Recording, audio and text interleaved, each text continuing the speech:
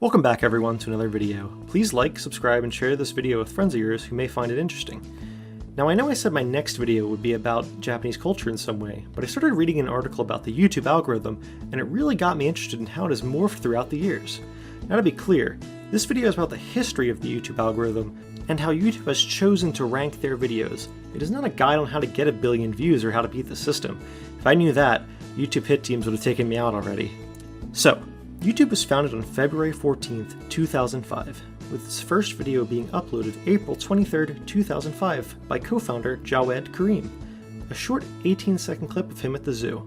From that very moment, the first YouTube algorithm was created. Now I'm not quite sure if you can call this an algorithm, as it's pretty straightforward. YouTube ranked videos based off of their keyword and the amount of views that the video got. A viewer only had to watch a video for 2 seconds before it was counted as a view and pushed up the ranks of YouTube. As you can imagine, this system is rife for abuse. YouTube had intended the system to help promote creators who made amazing, short content that could go viral and help bring attention to the site. Charlie bit me. Ah! While many videos ended up doing exactly this, others took advantage of the system. It wasn't uncommon for people to use bots or their grandma spamming F5 on their video all day to help them climb the charts, regardless of how good their content really was. In a similar vein, clickbait became all the rage. After all, you only had to hold somebody's attention for 2 seconds, so make your title or your thumbnail as crazy and as unbelievable as you can imagine. Just get that click and you benefit. This tied in with another early feature of YouTube's, video responses, where a user can post a video as a response to another video. This would lead to people making all sorts of drama-filled and exaggerated videos to try and ride the hype of a successful video. Obviously, this does not promote good content, and often rewards those who are just gaming the system, rather than creating that incredible short content that YouTube wanted. At this point in time, YouTube was still the Wild West. Only a few people had over 1 million subs, and people like Nigahiga and Smosh ruled the site. YouTube would continue to use this system for nearly 7 years with minimal changes, until March 5th, 2012, when YouTube would switch up to another, straightforward and easy to measure metric. In response to the many short, low-quality reaction videos that channels were just pumping out, YouTube changed how they ranked these videos and began to promote them based off of a new metric, watch time. This helped kill off a ton of the clout-chasing reaction channels, as they no longer had a financial incentive to make such clickbaity videos on whatever was currently featured on the front page. It also incentivized longer, high-quality, attention-keeping videos into which YouTube could fit more ads. The switch to a view time metric increased the average video watch time immensely, nearly 400% to around 4 minutes per video, which to YouTube and to their advertisers was amazing. Meanwhile, reaction videos' viewership essentially dried up, with only 0.0004% of viewers shown the video clicking on them. This would lead to YouTube killing off the reaction feature in September of 2013.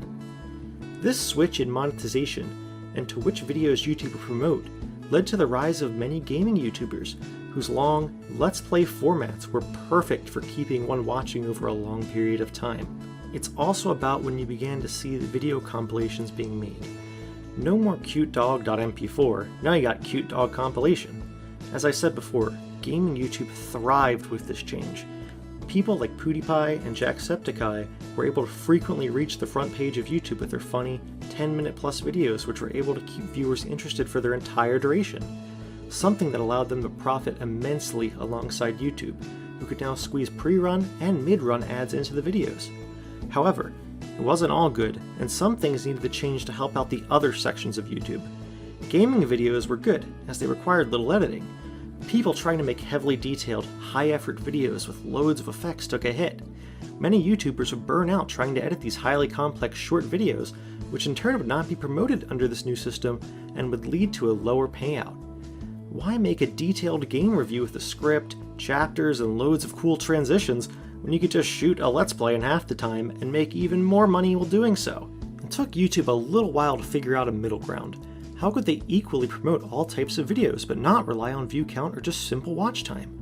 Over the next couple of years, YouTube would be hard at work to answer that question, developing what many today would refer to as the algorithm. In 2016, YouTube launched the algorithm as we know it. An AI system coupled with machine learning that would help sort out which videos it would be serving up to YouTube viewers in their sidebar. This would forever change how and what content the average YouTube viewer would see. Videos were no longer a popularity contest. Instead, they would be tailored to what the machine thinks the viewer would like in an effort to maximize view time and increase revenue.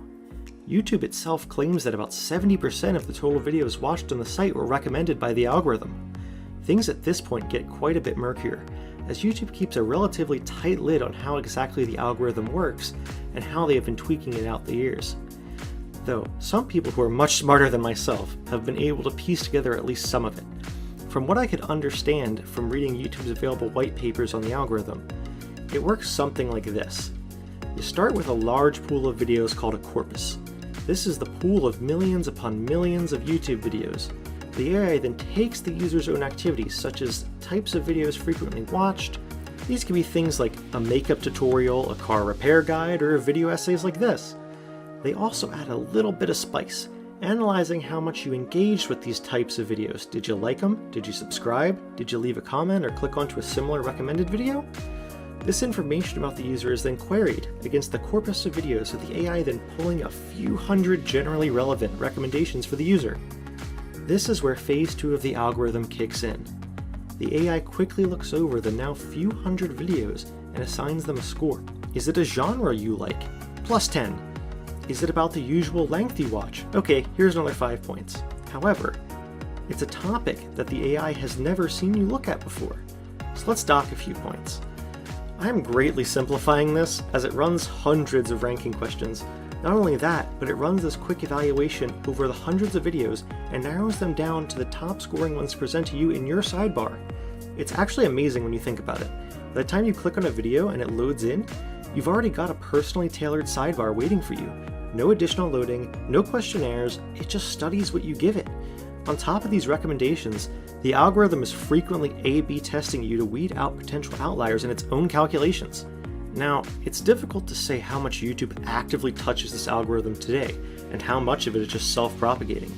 One thing I was able to pull from the white papers was that the AI has been implicitly instructed to promote fresh content, but not at the expense of relevance. The author of the white paper explains that often machine learning will fall back on old content, as it is simply tried and true. It knows exactly what it is, who likes it, and how it will perform. For a machine, that sounds pretty good. For YouTube, not so much.